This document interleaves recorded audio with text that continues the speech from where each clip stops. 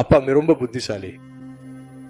பெரியவரிடம் சென்று நலமில்லை, கொஞ்சம் பணம் தர முடியுமா என்று கேட்டால் மனைவி கோபமாக வெளியேறிவிட்டாள் என்று சொல்லிவிட்டு, உன்னால் தான் என் மனைவிக்கு கோபம் வந்தது, இனிமேல் உன் முகம் காட்டாதே போ என்று வெளியேறினார். இரண்டாவது மகனிடம் வந்து, எனக்கு முழங்கால் வலி வருகிறது, கொஞ்சம் சிகிச்சை செய்ய பணம் வேண்டும் என்றால், எனக்கு இருக்கும் செலவுகளுக்கே என் பணம் போதவில்லை, உன் சிகிச்சை நான் எப்படி செய்வேன், போ போ என்று வெளியே தள்ளிவிட்டான். மகளிடம் வந்து, அம்மா எனக்கு உடல்நிலை சரியில்லை அம்மா என்று சொன்னேன். அப்பா, இப்போது உனக்கு ஏற்பட்ட பிரச்சனை என்ன? எதுவும் இல்லை அம்மா, இந்த சிகிச்சைக்கு கொஞ்சம் பணம் தேவைப்படுகிறது, ஏதாவது உதவி செய்வாயா? முதலாவது மகனிடம் சென்றேன், அவர் மறுத்தார். இரண்டாவது மகன் என்னை வெளியேற்றி விட்டான், நீயாவது உதவி செய்வாயா?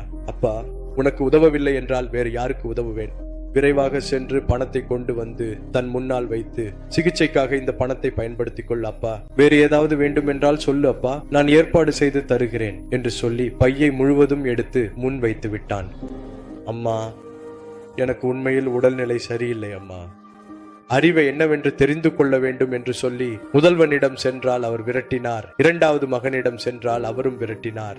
நீ மட்டும் அன்புடன் ஒப்புக்கொண்டு என் சிகிச்சைக்காக பணம் கொடுத்தாய், எங்கள் வங்கியில நிறைய பணம் மீதி இருக்கிறது அம்மா, எப்போது என்ன ஆகும் எனக்கு தெரியவில்லை என்பதால் இந்த பையில் முழுவதும் லட்சக்கணக்கான ரூபாய்கள், கோடிக்கணக்கான ரூபாய்கள் கொண்டு வந்துள்ளேன் அம்மா, நீ என்னை ஒப்புக்கொண்டதால் தான் கார்டும் இருக்கிறது அம்மா, எவ்வளவு வேண்டுமானாலும் எடுத்துக்கொள்.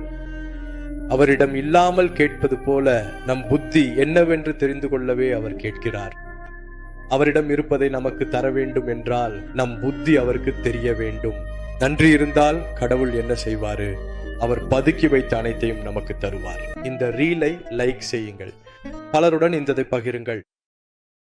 Download ShareChat.